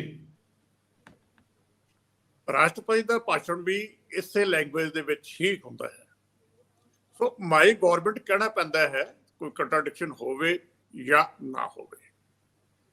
ਪੁਰਾਣਾ ਇਤਿਹਾਸ ਇਹ ਹੈ ਕਿ ਜਦੋਂ ਵੀ ਕਦੇ ਅਪੋਜੀਸ਼ਨ ਵਾਲੇ ਰੌਲਾ ਪਾਉਂਦੇ ਸੀ, ਇਹ ਨਾਰਮਲ ਹੈ ਅਪੋਜੀਸ਼ਨ ਦਾ ਰੌਲਾ ਪਾਉਣਾ, ਉਹ ਆਪਣੇ ਹਮੇਸ਼ਾ ਹੀ ਕਰਦੇ ਹੁੰਦੇ ਹੈ। ਰਾਦਰ ਇੱਕ ਵਾਰੀ ਹੋਇਆ ਸੀ ਕਿ ਸਰ ਪ੍ਰਕਾਸ਼ ਸਿੰਘ ਬਾਦਲ ਮੁੱਖ ਮੰਤਰੀ ਸੀਗੇ ਤੇ ਇਹਨਾਂ ਨੇ ਕਿਹਾ ਵੀ ਇਹ ਆਪਾਂ ਬੰਦ ਕਰ ਦਈਏ, ਇਹ ਟ੍ਰੈਡੀਸ਼ਨ ਨਵੀਂ ਸੈੱਟ ਕਰੀਏ ਵੀ ਗਵਰਨਰ ਐਡਰੈਸ ਤੇ ਰੌਲਾ ਨਾ ਪਵੇ। ਲੇਕਿਨ ਹੋਇਆ ਇਹ ਕਿ ਜਦੋਂ ਖੁਦ ਅਪੋਜੀਸ਼ਨ 'ਚ ਆ ਗਏ ਤੇ ਇਹਨਾਂ ਨੇ ਵੀ ਉਹੀ ਰੌਲਾ ਪਾਉਣਾ ਸ਼ੁਰੂ ਕਰਤਾ। ਸੋ ਇਹ ਚੱਲਦਾ ਰਹਿੰਦਾ ਸੀਗਾ, ਤੇ ਲੇਕਿਨ ਇਹ ਪਹਿਲੀ ਵਾਰੀ ਹੈ ਕਿ ਗਵਰਨਰ ਸਿੱਧਾ ਐਡਰੈਸ ਕਰ ਰਿਹਾ ਹੈ ਅਪੋਜੀਸ਼ਨ ਨੂੰ, ਇਹ ਕਦੇ ਵੀ ਨਹੀਂ ਸੀ ਹੁੰਦਾ। ਤੇ ਜੇ ਇਸ਼ੂਸ ਕੋਈ ਹੈਗੇ ਹੈ, ਉਹਦਾ ਜਵਾਬ ਗਵਰਨਰ ਨਹੀਂ ਦਿਆ ਕਰਦਾ, ਉਹਦਾ ਜਵਾਬ ਗਵਰਨਮੈਂਟ ਦਿੰਦੀ ਹੈ, ਕਿਉਂਕਿ ਜਿਹੜਾ ਐਡਰੈਸ ਹੈ ਉਹ ਗਵਰਨਮੈਂਟ ਦੀ ਪਾਲਿਸੀ ਸਟੇਟਮੈਂਟ ਹੈ, ਗਵਰਨਰ ਦਾ ਨਿੱਜੀ ਨਹੀਂ ਹੈ। ਇਹਨਾਂ ਨੇ ਤਾਂ ਇਸ ਤਰ੍ਹਾਂ ਬਿਹੇਵ ਕੀਤਾ ਹੈ ਜਿਵੇਂ ਕਿ ਉਹਨਾਂ ਦਾ ਕੋਈ ਨਿੱਜੀ ਭਾਸ਼ਣ ਹੁੰਦਾ ਹੈ। ਤੇ ਜਿਹੜਾ ਉਹਨਾਂ ਨੇ ਨਾਲ ਕਿਹਾ ਕਿ ਮੈਨੂੰ ਆਸ ਹੈ ਕਿ ਅੱਗੇ ਵਾਸਤੇ ਮੇਰੀ ਗੱਲਾਂ ਦਾ ਜਵਾਬ ਦੇਣਗੇ, ਇਹ ਗਵਰਨਰ ਦਾ ਰੋਲ ਅਸੈਂਬਲੀ ਦੇ ਫਲੋਰ ਤੇ ਆਪਣੇ ਭਾਸ਼ਣ ਦੇ ਦੌਰਾਨ, ਖਾਸ ਕਰਕੇ ਜਿਹੜਾ ਕੈਬਨਿਟ ਦਾ ਅਪਰੂਵ ਕੀਤਾ ਹੁੰਦਾ ਹੈ, ਉਹਦੇ ਦੌਰਾਨ ਇਹ ਗੱਲ ਕਹਿਣੀ ਇਹ ਰਵਾਇਤਾਂ ਦੀ ਸਰੇਆਮ ਉਲੰਘਣਾ ਹੈ। ਇਸ ਤਰ੍ਹਾਂ ਨਹੀਂ ਹੁੰਦਾ। ਵੈਸੇ ਸਰਦਾਰ ਜਗਤਾਰ ਸਿੰਘ ਜੀ, ਜਦੋਂ ਅਸੀਂ ਬਨਵਾਰੀ ਲਾਲ ਪੁਰੋਹਿਤ ਨੂੰ ਐਜ ਏ ਗਵਰਨਰ ਦੇਖਦੇ ਹਾਂ ਤੇ ਉਹਨਾਂ ਦਾ ਇੱਕ ਅਤੀਤ ਆ, ਇੱਕ ਬੈਕਗ੍ਰਾਉਂਡ ਆ, ਜਿੱਥੋਂ ਉਹ ਆਉਂਦੇ ਨੇ, ਜਿੰਨੀ ਵਾਰੀ ਉਹ ਪਾਰਲੀਮੈਂਟ ਦੇ ਵਿੱਚ ਰਹੇ, ਜਿਸ ਤਰੀਕੇ ਨਾਲ ਉਹ ਗਵਰਨਰ ਰਹੇ ਇੱਕ ਵੱਡੀ ਸਟੇਟ ਦੇ। ਉਸ ਤੋਂ ਬਾਅਦ ਜੇ ਉਹਨਾਂ ਨੂੰ ਦੇਖਿਆ ਜਾਵੇ, ਉਹ ਇੱਕ ਅਖਬਾਰ ਰਨ ਕਰਦੇ ਆ, ਐਜੂਕੇਸ਼ਨਲ ਇੰਸਟੀਟਿਊਸ਼ਨ, ਪੜ੍ਹਨ ਲਿਖਣ ਵਾਲੇ ਬੰਦੇ ਆ। ਔਰ ਜੇਕਰ ਉਹ ਸਭ ਕਹਿ ਰਹੇ ਨੇ ਤੇ ਉਹਨਾਂ ਨੂੰ ਪਤਾ ਹੈ, ਉਹਨਾਂ ਦੀ ਸੀਮਾ ਪਤਾ ਹੈ, ਉਹਨਾਂ ਨੂੰ ਉਹਨਾਂ ਦੀ ਮਰਿਆਦਾ ਦੀ ਪਰਲੀ ਲਾਈਨ ਦਾ ਵੀ ਪਤਾ। ਪਰ ਜੇ ਉਹ ਪਰਲੇ ਪਰ ਪੈਰ ਰੱਖ ਰਹੇ ਆ ਤੇ ਆਖਿਰਕਾਰ ਇਹ ਜਿਹੜਾ ਰੁਖ ਹੁੰਦਾ, ਇਹ ਜਾਣਬੁੱਝ ਕੇ ਲਿਆ ਹੁੰਦਾ। ਇਹ ਨਹੀਂ ਕਿ ਤੁਸੀਂ ਅਣਜਾਣੇ 'ਚ ਕੁਝ ਕਹਿ ਗਏ, ਤੁਹਾਨੂੰ ਨਹੀਂ ਸੀ ਪਤਾ, ਤੁਸੀਂ ਪੜ੍ਹਿਆ ਲਿਖਿਆ ਨਹੀਂ ਇਹਦੇ ਬਾਰੇ। ਤੁਸੀਂ ਬਹੁਤ ਉਹਨਾਂ ਲੋਕਾਂ ਚਾਹੁੰਦੇ ਆ ਜਿਹੜੇ ਹਰ ਚਿੱਠੀ ਨੂੰ ਟੈਕਨੀਕਲੀ ਬਹੁਤ ਨੁਕਤਾ ਨਜ਼ਰ ਦੇਖ ਰੱਖ ਕੇ, ਵਕੀਲਾਂ ਦੀ ਰਾਏ ਲੈ ਕੇ, ਕਿਉਂਕਿ ਸਰਕਾਰ ਜੇ ਫਸੀ ਆ ਤੇ ਉਹ ਚਿੱਠੀਆਂ ਉਹਨਾਂ ਦੀਆਂ ਬੜੀਆਂ ਸਟੀਕ ਨੇ। ਅੱਜ ਦਾ ਮਤਲਬ ਉਹਨਾਂ ਨੇ ਜਾਣ ਬੁੱਝ ਕੇ ਇਹ ਮਰਿਆਦਾ ਦੇ ਪਰਲੇ ਬੰਨੇ ਕਦਮ ਰੱਖਿਆ। ਨਹੀਂ, ਸਿਰਫ ਅੱਜ ਹੀ ਨਹੀਂ, ਜਿਹੜੀ ਗੱਲ ਲਗਾਤਾਰ ਸਿਆਸੀ ਹਲਕਿਆਂ ਦੇ ਵਿੱਚ ਕਹੀ ਜਾ ਰਹੀ ਹੈ ਕਿ ਗਵਰਨਰ ਸਾਹਿਬ ਕਿਸ ਸਿਆਸੀ ਉਦੇਸ਼ ਨਾਲ ਇਹ ਸਾਰਾ ਕੁਝ ਕਰ ਰਹੇ, ਕਿ ਉਹ ਬੀਜੇਪੀ ਦੇ ਇੱਕ ਕਾਰਜਕਰਤਾ ਦੇ ਤੌਰ ਤੇ ਕੰਮ ਕਰ ਰਹੇ ਹੈ ਜਾਂ ਇੱਕ ਗਵਰਨਰ ਦੇ ਤੌਰ ਤੇ ਕੰਮ ਕਰ ਰਹੇ ਹੈ। ਇਹ ਤਾਮਿਲਨਾਡੂ 'ਚ ਰਹਿ ਕੇ ਆਏ ਹੈ। ਤਾਮਿਲਨਾਡੂ ਦੇ ਵਿੱਚ ਇਹੋ ਜਿਹੀ ਸਿਚੁਏਸ਼ਨ ਅਕਸਰ ਬਣਦੀ ਰਹਿੰਦੀ ਸੀ, ਹੁਣ ਵੀ ਉੱਥੇ ਬੜੀ ਹੋਈ ਹੈ। ਜਿਹੜਾ ਹੁਣ ਦੇ ਗਵਰਨਰ ਸੀਐਮ ਨਾਲ ਪਿੱਛੇ ਜੇ ਹੀ ਉੱਥੇ ਖਾਸਾ ਕਨਫਰੰਟੇਸ਼ਨ ਚੱਲੀ ਹੈ। ਉਸ ਸਟੇਟ ਦਾ ਇਤਿਹਾਸ ਹੈ, ਪੰਜਾਬ ਦਾ ਇਤਿਹਾਸ ਨਹੀਂ ਸੀ ਜੀ। ਇਹਨਾਂ ਨੂੰ ਪਤਾ ਹੈ ਜੋ ਕਰ ਰਹੇ ਹੈ, ਇਹ ਨਹੀਂ ਕਿ ਨਹੀਂ ਪਤਾ। ਕਿਉਂਕਿ ਜਿਹੜਾ ਗਵਰਨਰ ਹੁੰਦਾ ਹੈ ਉਹ ਸਾਰੇ ਪ੍ਰੋਸੈਸ ਦੇ ਵਿੱਚੋਂ ਸਾਰੀ ਉਮਰ ਨਿਕਲਿਆ ਹੁੰਦਾ ਹੈ, ਕੋਈ ਨਵਾਂ ਬੰਦਾ ਨਹੀਂ ਹੁੰਦਾ ਨਾਰਮਲੀ। ਹਾਂ, ਜੇ ਕੋਈ ਫੌਜੀ ਅਪਾਇੰਟ ਹੋ ਕੇ ਆ ਜੇ, ਪੰਜਾਬ ਦੇ ਫੌਜੀ ਵੀ ਰਹੇ ਹੈ, ਰਿਟਾਇਰਡ ਪੁਲਿਸ ਅਫਸਰ ਵੀ ਰਹੇ ਹੈ, ਲੇਕਿਨ ਉਹਨਾਂ ਨੂੰ ਵੀ ਇਹਨਾਂ ਟ੍ਰੈਡੀਸ਼ਨਸ ਦੀ ਪੂਰੀ ਜਾਣਕਾਰੀ ਹੁੰਦੀ ਸੀਗੀ। ਇਹ ਮੈਨੂੰ ਲੱਗਦਾ ਹੈ ਕਿ ਜਾਣ ਬੁੱਝ ਕੇ ਇਹ ਗਵਰਨਰ ਆਪਣੀ ਜਿਹੜੀ ਉਹ ਰੇਖਾ ਹੈ, ਲਕਸ਼ਮਣ ਰੇਖਾ ਆਪਾਂ ਕਹਿ ਸਕਦੇ ਹਾਂ, ਉਹਨੂੰ ਉਹਦੀ ਵਾਇਲੇਸ਼ਨ ਕਰ ਰਹੇ ਹੈ। ਵੈਸੇ ਤਾਂ ਜਿਹੜੇ ਇਹ ਟ੍ਰੈਡੀਸ਼ਨਸ ਨੇ, ਇਹ ਜੇ ਕਿਸੇ ਨੂੰ ਨਾਮ ਹੀ ਪਤਾ ਹੋਣ ਤੇ ਜਿਹੜਾ ਆਲੇ ਦੁਆਲੇ 'ਚ ਇੰਨਾ ਤਾਮਝਾਮ ਹੁੰਦਾ, ਉਹ ਇਸੇ ਕੰਮ ਲਈ ਹੁੰਦਾ। ਗਵਰਨਰ ਨੇ ਕਿੱਥੇ ਪੈਰ ਰੱਖਣਾ ਹੈ, ਕਿੱਥੇ ਹੱਥ ਰੱਖਣਾ, ਕਿਵੇਂ ਉਹਨਾਂ ਨੇ ਖਾਣਾ ਖਾਣਾ, ਕਿਵੇਂ ਉਹਨਾਂ ਦੇ ਜਿਹੜੇ ਬਾਹਰੋਂ ਮਹਿਮਾਨ ਆਉਂਦੇ ਉਹਨਾਂ ਨੇ ਬੈਠਣਾ, ਹਰ ਚੀਜ਼ ਸਲੀਕੇ 'ਚ ਹੁੰਦੀ ਹੈ। ਮੰਨ ਲਓ ਅੱਜ ਮੈਂ ਕਿਸੇ ਦੇ ਗਵਰਨਰ ਦਾ ਮਹਿਮਾਨ ਆ ਤੇ ਮੈਨੂੰ ਦੱਸਿਆ ਜਾਂਦਾ ਕਿ ਤੁਸੀਂ ਇੱਥੇ ਖੜਨਾ, ਇੱਥੇ ਬੈਠਣਾ, ਐਵੇਂ ਬੈਠਣਾ, ਇੰਜ ਖਾਣਾ ਖਾਣਾ, ਐਵੇਂ ਪਾਣੀ ਪੀਣਾ। ਜੇ ਇੰਨੇ ਪ੍ਰੋਟੋਕਾਲ ਨੇ ਤੇ ਗਵਰਨਰ ਸਾਹਿਬ ਨੂੰ ਤਾਂ ਫਿਰ ਸਮਝਾਉਣ ਸਿਖਾਉਣ ਵਾਲੇ ਤੇ ਇੱਕ ਇੱਕ ਲਫ਼ਜ਼ ਲਈ ਕਿੰਨੇ ਬੰਦੇ ਨੇ। ਸਰਦਾਰ ਹਮੀਰ ਸਿੰਘ ਜੀ, ਜੀ ਆਪਣੀ ਗੱਲ ਕਰੋ। ਹਾਂ, ਨਹੀਂ, ਜਿਹੜਾ ਪਰਸਨਲ ਸਟਾਫ ਹੈ ਇਹਨਾਂ ਦਾ, ਉਹ ਹਰ ਗੱਲ ਤੇ ਇਹਨਾਂ ਨੂੰ ਬਰੀਫ ਕਰਦਾ ਹੈ ਪਹਿਲਾਂ। ਔਰ ਸਟੇਜ ਤੇ ਵੀ ਅਕਸਰ ਦੇਖਿਆ ਜਾਂਦਾ ਹੈ, ਖਾਸ ਕਰਕੇ ਅਸੈਂਬਲੀ ਦੇ ਵਿੱਚ ਜਿਹੜਾ ਸਪੀਕਰ ਦਾ ਸਟਾਫ ਹੁੰਦਾ ਹੈ, ਉਹ ਸਾਰੀ ਕਾਰਵਾਈ ਕਰਵਾਉਂਦਾ ਹੈ। ਇਸ ਤਰ੍ਹਾਂ ਹੀ ਗਵਰਨਰ ਦਾ ਹੁੰਦਾ ਹੈ। ਲੇਕਿਨ ਮੈਨੂੰ ਲੱਗਦਾ ਹੈ ਕਿ ਸਟਾਫ ਜਾਂ ਇਸ ਸਟਾਫ ਦੀ ਗੱਲ ਨਹੀਂ ਮਰ ਰਿਹਾ ਜਾਂ ਸਟਾਫ ਬਰੀਫ ਨਹੀਂ ਕਰ ਰਿਹਾ। ਸਰਦਾਰ ਹਮੀਰ ਸਿੰਘ ਜੀ, ਇਹੀ ਗੱਲ ਤਾਂ ਮੁੱਖ ਮੰਤਰੀ ਲਈ ਵੀ ਆ। ਮੁੱਖ ਮੰਤਰੀ ਕਿਤੇ ਪਿੱਛੋਂ ਸਿੱਖ ਕੇ ਤਾਂ ਆਉਂਦੇ ਨਹੀਂ, ਸਿਆਸੀ ਬੰਦੇ ਹੁੰਦੇ ਆ। ਉਹਨਾਂ ਨੂੰ ਹਰ ਚੀਜ਼ ਉਹਨਾਂ ਦੇ ਆਲੇ ਦੁਆਲੇ ਦੇ ਵਿੱਚ ਫੈਲੇ ਜਾਲ ਨੇ ਦੱਸਣੀ ਹੁੰਦੀ ਹੈ। ਜਿਹੜੇ ਉਹਨਾਂ ਦੇ ਪ੍ਰਿੰਸੀਪਲ ਸੈਕਟਰੀ ਤੋਂ ਲੈ ਕੇ ਚੀਫ ਸੈਕਟਰੀ ਔਰ ਖਾਸ ਤੌਰ ਤੇ ਉਹਨਾਂ ਦੇ ਸਪੈਸ਼ਲ ਸੈਕਟਰੀਜ਼ ਹੁੰਦੇ ਆ, ਉਹ ਦੱਸਦੇ ਆ ਕਿ ਇਸ ਮਾਮਲੇ ਨੂੰ ਇਦਾਂ ਨਜਿੱਠਿਆ ਜਾਣਾ ਹੈ, ਮੀਟਿੰਗ ਹੈ, ਨਹੀਂ ਮੀਟਿੰਗ, ਕਿਸ ਤਰੀਕੇ ਨਾਲ ਉਹ ਹਰ ਚੀਜ਼ ਨੂੰ ਹੈਂਡਲ ਕਰਦੇ ਆ। ਇਹ ਤਾਂ ਮੰਨਿਆ ਹੀ ਜਾਂਦਾ ਹੈ। ਉਹਦੇ ਲਈ ਮੈਰਾਥਨ ਮੀਟਿੰਗਸ ਹੁੰਦੀਆਂ, ਲੰਬੇ ਇਹ ਸਿਲਸਿਲੇ ਬਣਦੇ ਆ। ਇੱਥੇ ਇਸ ਵਾਰੀ ਮਿਸਿੰਗ ਰਿਹਾ ਉਹ ਕੰਮ।